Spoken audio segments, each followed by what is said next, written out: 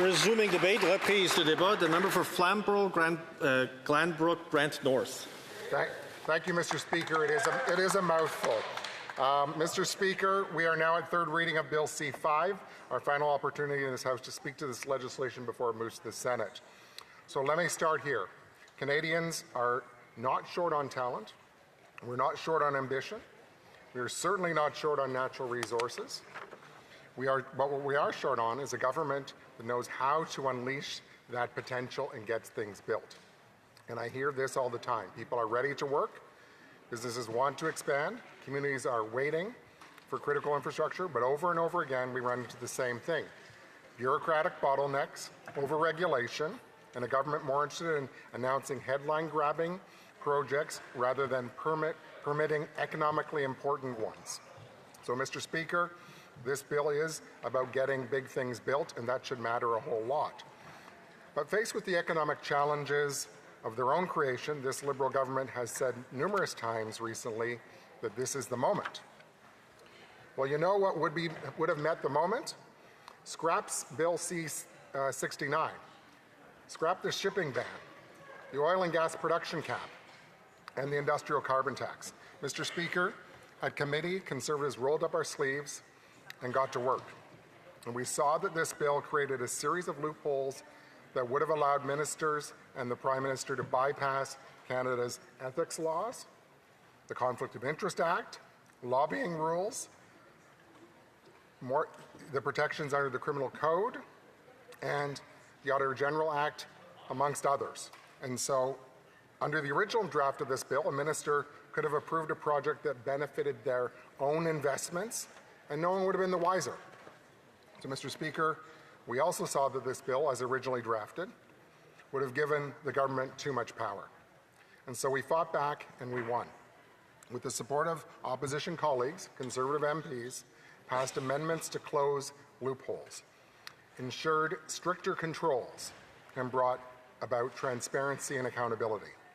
We made sure that public office holders must recuse themselves in the event of a conflict. We established a mandatory national security review for foreign state-owned proponents. We added a public registry of projects, clear rationales, and a timeline to publish criteria within 15 days of royal assent. And we created a mechanism for parliamentary oversight requiring regular reporting. And we mandated public consultation reporting. And we forbade the government from exercising these extraordinary powers when Parliament is dissolved or prorogued. Mr. Speaker, Conservatives made this bill better. We delivered transparency, oversight, and guardrails. And I want to thank my colleagues on the Transport Committee for their hard work. But let me be clear. While we made it better, we cannot pretend that this bill is the be-all and end-all of meeting the moment. So let's look at part one of the bill, which is about free trade and labour mobility within Canada. And it sounds ambitious, but in reality, it's far more limited. There are no binding timelines, no penalties for delays, no incentives for provinces to actually remove trade barriers, and no framework for a Blue Seal licensing standard that would allow professionals such as engineers, nurses, skilled tradespeople to work across the country based on national credentials. At committee, we heard from Catherine Swift, President of the Coalition of Concerned Manufacturers and Businesses of Canada, who summed it up well. Canada has been talking about internal trade for 3 decades, report after report, announcement after announcement, but still not nearly enough meaningful action. So the fear is that this bill will only add to that pile, and it would become just another press release without a solid plan to move forward, which is why Conservatives have been proposing a better way to provide financial incentives for provinces to eliminate barriers, which would be a win-win, which would boost GDP, which would increase revenues and allow provinces to reinvest in important infrastructure projects.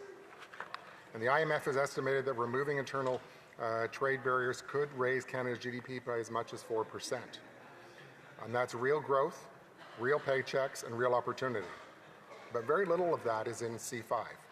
So again, Mr. Speaker, this bill does not do enough to seriously address the economic headwinds that Canada is facing. So now into part two of the bill, the Building Canada Act. This section is supposed to fast-track major projects that are in the national interest. But instead of real reform, we get a selective shortcut.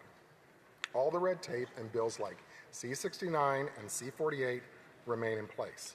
And there's no clear criteria for what makes a project eligible.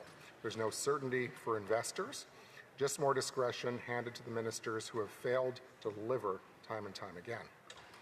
Yes, Conservatives improved the bill at committee, but flaws remain. We heard from Dr.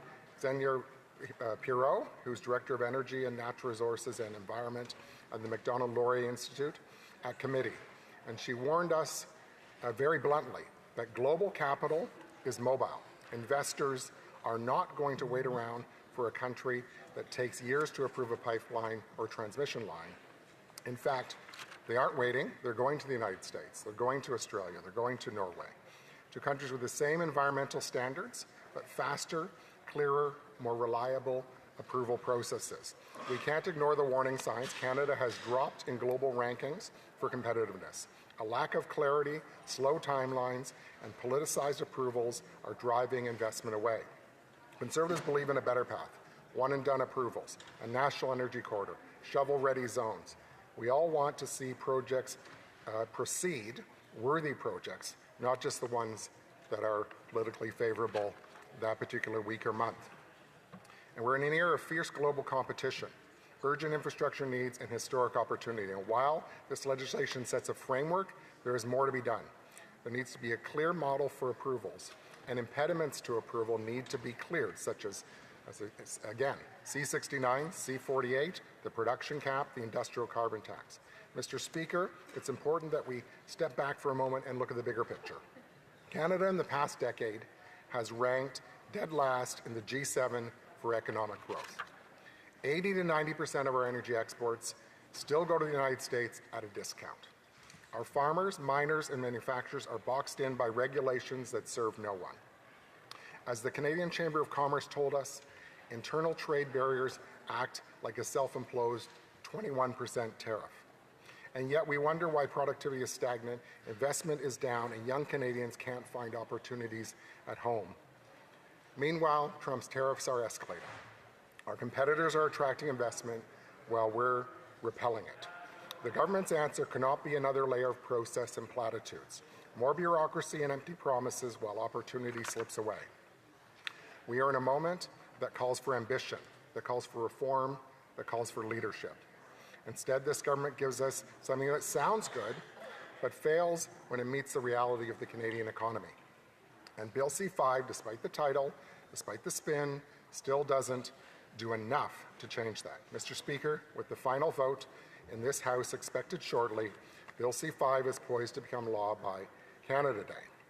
Conservatives made it more transparent, more accountable, more secure. We stood up for taxpayers. We shut the back door to insider influence, and we forced the government to answer for its overreach.